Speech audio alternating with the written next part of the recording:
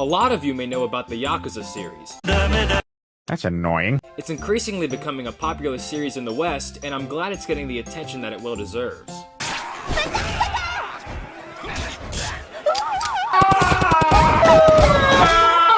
I literally want to die! Yakuza has expanded from its home console, the PS4, onto PC and Xbox, making it more accessible than ever. With games continuing to be released, and the series getting more love and notice than ever, anyone can tell that Yakuza is an amazingly successful and profitable franchise. However, what if I told you that at one time, it was a struggle to even get the first game into development? Yes, believe it or not, there was indeed a time where the dragon of a series we know today almost never came to be.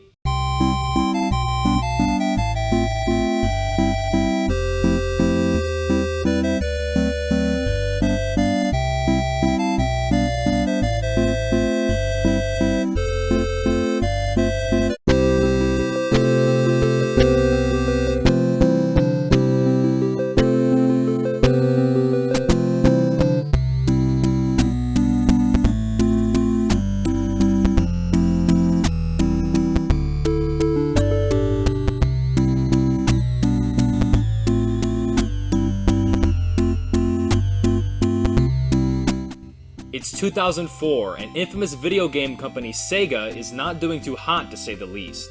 The company decided to consolidate all of its subsidiaries and turn them into separate divisions. There was a very big problem with this, however. You see, Sega had arcade games and normal video games. As a result, whenever the teams were bundled together, the arcade creators and the console creators would frequently butt heads. So, it was up to Toshihiro Nagoshi, a veteran Sega employee, to lead one of these new mixed teams. When I say that Nagoshi is a veteran, he'd helped develop games such as Daytona USA, F-Zero GX, Spike Out, and Super Monkey Ball. Nagoshi had an absolutely genius idea of how to get everyone to quit being at odds. Go out for drinks at red light districts. The time spent at the red light districts made an impact on the game team. They saw beautiful hostesses, ridiculous prices, and extremely intimidating buff men at casinos and bars. Look at you, fuckhead! And funny enough, this strategy actually worked. They would socialize till morning, and in due time, everyone was good friends. As you would expect, the time spent in the edgier, darker side of Tokyo gave way to an idea for a new game. What kind of game would it be? Nagoshi's time spent studying under game director Yu Suzuki, and the arcade side of the team's expertise and experience with fighting games pointed the team into an obvious direction, an action brawler RPG. There were quite a many plots and main characters considered, even a detective who wanted to protect Japan from its darker and more dangerous elements. However, they eventually settled on someone who can navigate the criminal world on his own. Therefore, the game's story would be about an ex-Yakuza. The strongest and most infamously feared would find himself in a mess that would rock through the entire town.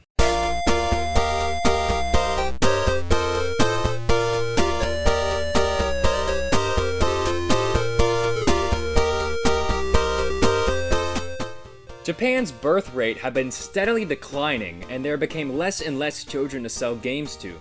This created an older video game demographic that became increasingly profitable. Sega, on the other hand, had been hesitant to embrace this demographic, so it's no surprise that an adult-oriented brawler where you play as a criminal would be the first of its kind from Sega. It should also be no surprise that whenever the game was presented to the higher-ups at Sega, it was denied, saying, "There's no way a game like that will sell."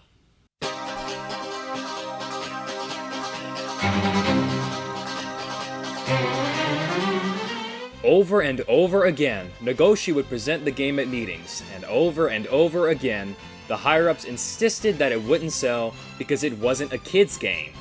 Sega didn't want to make a game without a guaranteed market, especially considering how their finances were looking at the time. Word about the game spread around the office, and the game looked like it would never come to fruition. And that may have actually been the case if it wasn't for veteran Sega producer Masayoshi Kikuchi.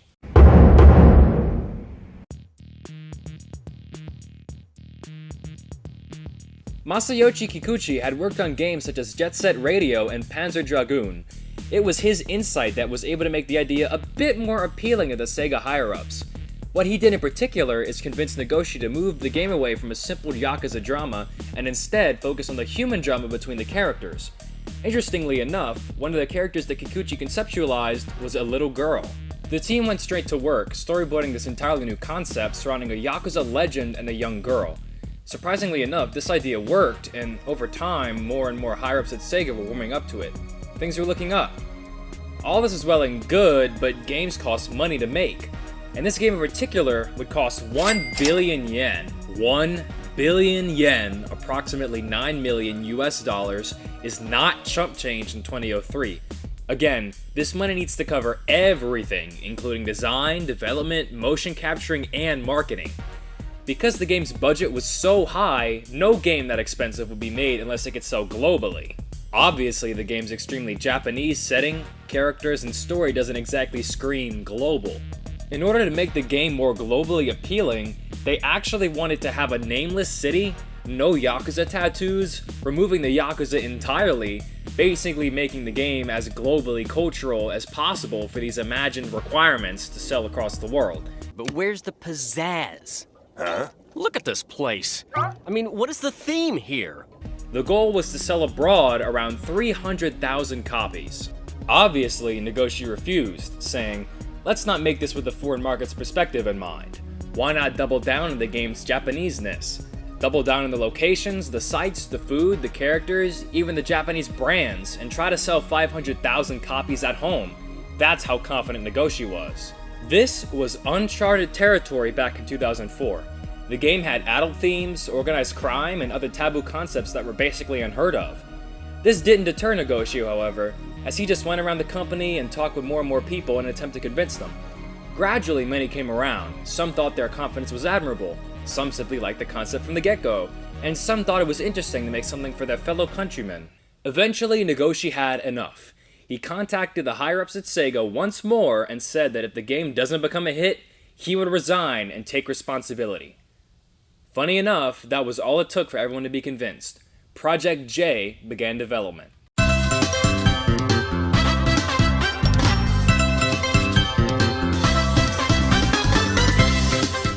Nagoshi knew what kind of story he wanted to tell. A complex interpersonal drama between several characters with individual motivations and ideas. He considered making a simple good triumphs over evil narrative, which would have been very marketable, but he decided that wasn't the way to go. As long as the game was subverting expectations, why not tell a memorable, deep story with plenty of twists and emotions? Nagoshi drew inspiration from his own childhood. Nagoshi was raised in Shimonoseki, Yamaguchi Prefecture, a poor, unhappy boy with no real connection to his debt-riddled parents. Thanks to his family's debts, the other kids wouldn't really want to be around him. His parents distant, he was most connected with his grandmother, his only true friend. As a young adult, he spent most of his time studying for the entrance exams of Tokyo University, Japan's most prestigious, where he failed twice before passing the third time. He spent time in film production and supporting himself, with the obvious lack of financial support from his family. After graduating college, he attempted to enter the movie industry but found no luck. Along the way, he received an NES for his birthday and became hooked on Mario Brothers, which you could see leads to his interest in the world of video games. Applying at several places, he eventually found work at Sega, working long hours with a steep learning curve, especially because of his experience in film production. Despite this, Nagoshi never quit, putting all into his job. In 1993, he helped work on Daytona USA, which became a gigantic global success. He actually used much of the money he made to pay off his parents' debts. This made him look back and wonder why his parents were so disconnected from him as a child. Perhaps it was their debt, or their stress, or their incompetence with raising children. Whatever the reason, Nagoshi decided to attempt and connect with his family once and for all. He booked a flight, but whenever he returned to his hometown, he discovered that his home wasn't there. During Nagoshi's absence, his parents' home went up in flames. His grandmother died from the incident, and his mother suffered such trauma that she gradually became clinically insane, no longer recognizing Nagoshi or his father. This story isn't a complete tragedy, because this incident was a wake-up call for Nagoshi's father, who began to straighten up, bonding and talking with his son for the very first time. His dad realized that the reason he was able to live an irresponsible, reckless life was because of his wife taking care of everything, and now that wasn't an option anymore. Even though Nagoshi himself never grew up in a loving household, he realized that he had never lost the bond of family. He finally had his story, one of a man who once fled from taking care of his loved ones, coming back to face fate. The protagonist of the game was named after someone dear to him, Kazuma Kiryu. It was never revealed exactly who this is. In fact, every main character in each game is named after a special, undisclosed person. Nagoshi soon returned to development on Project J. Soon enough, he would meet Masayoshi Yokoyama, an expert writer and storyboarder who would help make his idea a reality.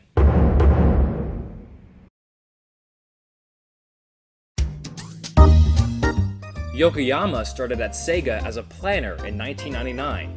He wanted a job where he could be creative after graduating, and despite no experience in video games, whenever he was developing something, he would put his all into it. Also, he worked under Kikuchi whenever Jet Set Radio was coming out. He worked tirelessly on the game for 5 years. When the subsidiaries of Sega merged, he ended up in the same camp as Nagoshi and Kikuchi. Yokoyama had options to do many things within the company, but it was Kikuchi who convinced him to stay together. Yokoyama was concerned for his division, especially because the lead project was frequently getting turned down by the Sega higher-ups. Also because Nagoshi pulled a stunt where he put unapproved concept footage of the game in a presentation that was shown to the president of Sega.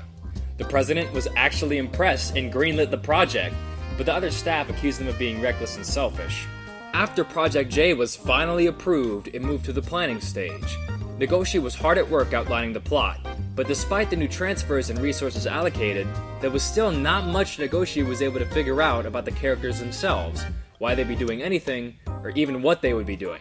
All that was known was the Mad Dog Yakuza and the 10 billion yen girl. On the day Yokoyama joined the team, there was a company meeting announced for 3 p.m. to discuss the story of the game. This was the opportunity Yokoyama was waiting for to prove himself as an important and worthy member of the project. He joined the meeting and sat through all the other presentations.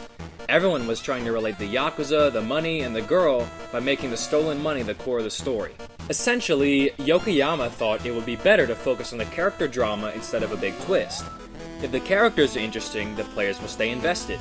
Nagoshi was impressed. Even though Nagoshi hadn't heard of Yokoyama's work, he knew he was highly respected by Kikuchi. So, as is now typical for Yakuza development teams, Nagoshi and Yokoyama went out for drinks. Throughout the night, Yokoyama told Nagoshi about his hobbies, such as sports, reading magazines, and watching anime. But most importantly that he joined Sega not to create games, but just to create. Nagoshi was confused. Everything about Yokoyama was contrary to the plot of Yakuza. So he asked, how did you manage to write out an entire plot in such short time if you aren't even passionate about games? To which Yokoyama replied, I'm not the kind of guy who says, I really want to do this, but I put all my effort into what I'm told to do.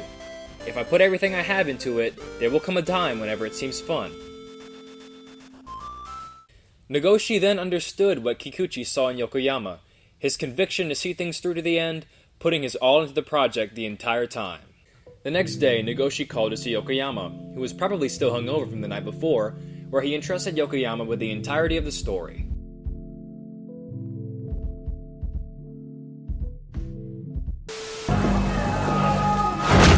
His name is Kazuma. We gotta make up for this. Ow! I should kill you. Stupid!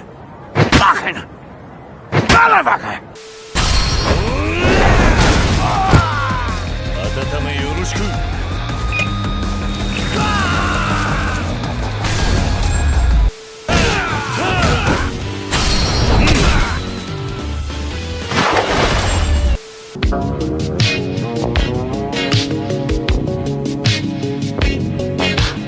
Finally, after days of writing, Yokoyama had finished the complete scenario. Was it good enough though? To find out, they actually brought in an accomplished crime novelist to look over it. After his review was done, they received a note on top of the whole script, which read, "What the hell is this? This is so stupid." Bruh. Every page in the script was covered in red writing, jam-packed with notes like, "A Yakuza would never say something like this. Don't you think you're not treating this whole scene seriously enough? You have no idea the importance of doing your research." Every note basically said the same thing. The game just wasn't realistic. At all. So they brought the novelist in again and said, "Okay, what can we do to fix this?" To which he basically just said, "Do your damn research, amateur." Thank you. So they did, and by doing their research, I mean they went right back to the red light district in Tokyo. And the best part is, it actually helped significantly in fixing up the story. Nagoshi even sent his research bill to Sega, where it was of course denied, which meant that he had to pay a load of money out of his own pocket.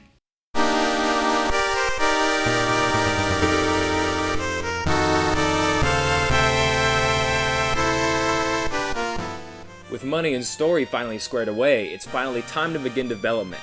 The Yakuza team contacted several tattoo artists for help in design, and it's very important to note that tattoos are incredibly taboo in Japan. In the Edo period, they were used to humiliate criminals. In the Meiji period, they were outlawed entirely. In the modern era, they are legal, but carry tremendous social stigma. You're not even allowed to enter an onsen in Japan if you have one. So taboo that they basically kept it a secret that Kiryu had his iconic tattoo in the Japanese advertisements. In the game, however, the tattoos are discussed respectfully because they aren't meant to be a gang sign, but rather the embodiment of a person's will.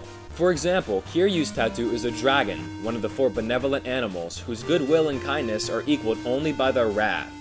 Dragons are always kind, but if you make them angry, you'll be surely met with their fury. Nishikiyama's tattoo is a leaping carp, due to an old legend that if a carp can swim up a waterfall and leap through the dragon's gate at the top, it'll become a dragon. All this for the man trying to surpass the Dragon of Dojima. The sub-stories were made only after the story was completed. As a result, there was barely any time to get them made. Because of this, they had a peculiar development strategy. The team would ask around the office for sub-story ideas and categorize by what they pertain to. Backstories, silly stories, or expensive stories with unique scenes. Some of them even had to be mocapped. Oh yeah, did I mention mocapping yet? For every single movement and action you see in Yakuza, someone had to do it in a real-life rig suit. This is because animation sucked back in the day, and it was actually easier to hop in a rig suit and port the movement to a computer. Heat actions, conversations, fighting animations, all of it. Maybe you can appreciate the animation more whenever you play the game from knowing that. Kiryu's actions were actually performed by several stunt people that were experienced in fighting, acrobatics, and action movies. For Kiryu's voice, they ran through several voice actors and audition tapes before settling on Takeo Kurita. They liked his voice because it was low but elegant.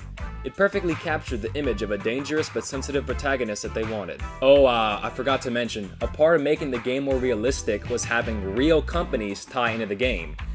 Normally, product placements are distracting and tacky, we always frown upon them, seen as low-hanging cash grabs. Yakuza used tie-ins for an entirely different reason, to make the game more realistic. This helped build the world significantly, by making them a part of the story or even making them totally optional.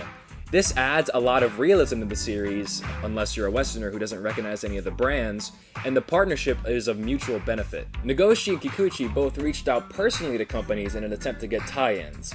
Remember how I said that tattoos are extremely taboo in Japan? Well, as it turns out, the Japanese don't romanticize organized crime like we do in the States, so no one wanted their product to be seen tied in with the Yakuza. Kikuchi even went to a foreign car manufacturer and asked about a potential tie-in. The company responded with, "It wouldn't be a good thing for the Yakuza to be riding in our cars, would it?"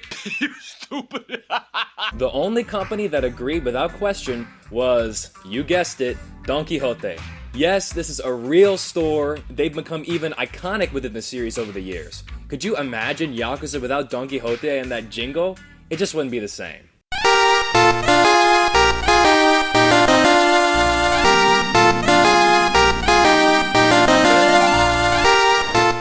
So, finally, after all the hard work, it was time to actually publish the game. The obvious choice was the PlayStation 2, the most popular console at the time in Japan. When presented to Sony, they had a plethora of complaints.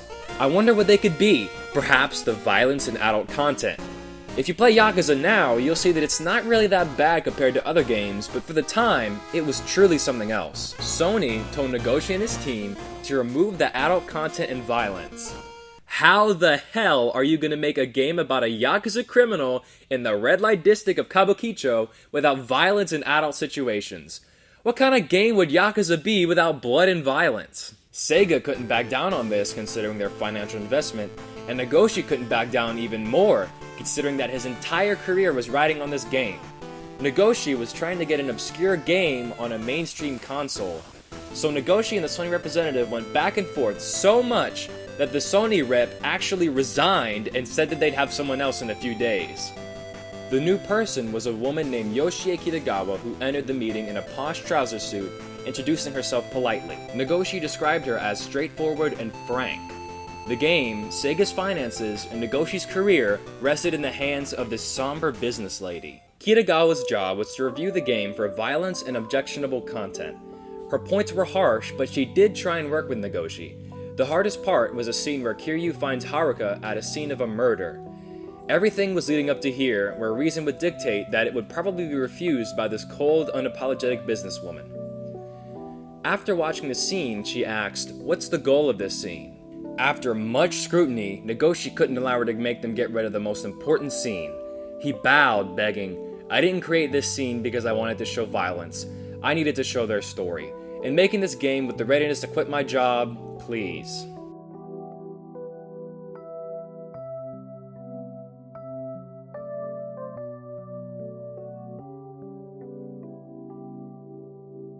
Nagoshi's pleading was apparently a success, because the game was approved with an 18+ rating.